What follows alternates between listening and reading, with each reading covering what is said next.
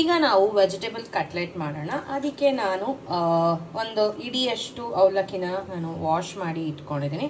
ಅದರಲ್ಲೇ ನೆಂದಿರೋದು ಸಾಕು. ಅದಕ್ಕೆ ನಾನು ಒಂದು 2 to 3 ಸ್ಪೂನ್ಸ್ ಆಫ್ ಸಬ್ಬಕ್ಕಿನ ಬಿಸಿ ನೀರಲ್ಲಿ ಹಾಕಿ ಇಟ್ಟಿದ್ದೀನಿ. ಅದು ಬಿಸಿ ನೀರಲ್ಲಿ ಹಾಕಿದ್ರೆ ಈ ತರ ಆಗುತ್ತೆ. ಚಾಪ್ ಮಾಡ್ಕೊಂಡಿರೋ ಬೀನ್ಸ್, ಕ್ಯಾರೆಟ್ ಹಾಗೆ ಗಾರ್ಲಿಕ್ ನ ಹಾಕೋತಾ ಇದ್ದೀನಿ ನಾನು. ಪನ್ನೀರ್ ನಾನೊಂದಿಲ್ಲಿ 50 ಗ್ರಾಮ್ಸ್ ಆಫ್ ಪನ್ನೀರ್ನ ತಗೊಂಡಿದ್ದೀನಿ.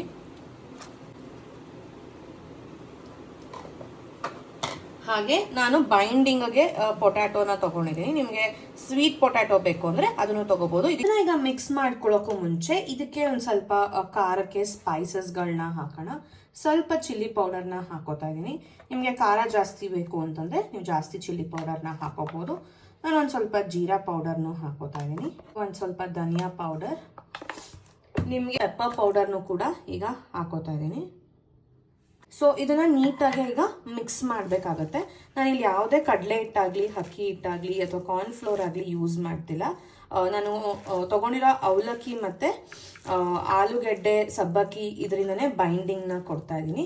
ಸೊ ಇದನ್ನ ಪೂರ್ತಿ ಈಗ ನಾನು ಕಲಿಸ್ಕೊಂಡು ಬರ್ತೀನಿ.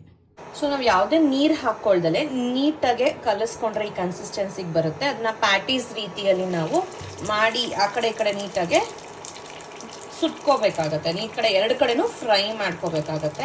ಇಲ್ಲಿ ನೋಡ್ತಿರ್ಬೋದು ಎಷ್ಟು ಚೆನ್ನಾಗಿ ಉಂಡೆ ಕಟ್ಕೋಬಹುದು ಅದನ್ನ. ಸೊ ಒಂದೊಂದೇ ಪ್ಯಾಟೀಸ್ನ ಈ ತರ ಇಟ್ಕೋಬೇಕಾಗತ್ತೆ.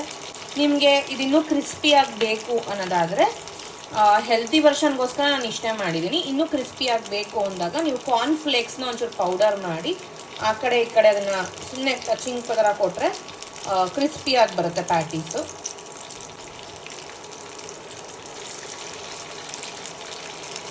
ಬೋತ್ ದ ಸೈಡ್ ಈ ಥರ ನಾವು ಕ್ರಿಸ್ಪಿಯಾಗಿ ಇದು ಮಾಡ್ಕೋಬೇಕಾಗುತ್ತೆ.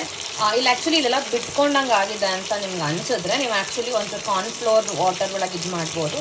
ಬಟ್ ನನಗೆ ಬೇಡ, ನನಗೆ ಹಿಂಗೆ ಹೆಲ್ದಿಯಾಗಿ ತಿನ್ನಬೇಕು ಅಂತ ನಾನು ಮಾಡಿದ್ದೀನಿ. ಒಂಚೂರು ಎಣ್ಣೆ ಬೇಕಾದ್ರೆ ಕಮ್ಮಿನೂ ಹಾಕೋಬೋದು. ನೀಟಾಗಿ ನೀವು ತವಾ ಮೇಲೇ ತಟ್ಟಿ ಕೂಡ ಮಾಡ್ಕೋಬೋದು. ಸೊ